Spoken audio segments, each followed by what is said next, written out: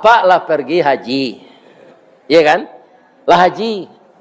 Kemudian orang tua kita, beliau sudah meninggal.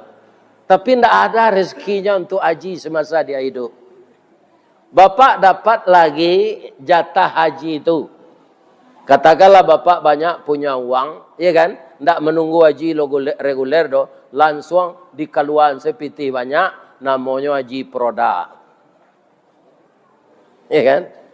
Kalau awak piti banyak, jadi nantinya haji reguler kau pak. Kalau ada piti pak bermiliar-miliar, pai saja haji proda. Haji reguler kau menunggu 30 tahun. Kalau ambo nak mungkin pai dulu lah. Muju ambo lah pai dulu.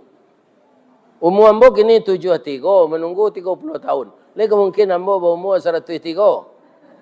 Sedang kini salah mulai le.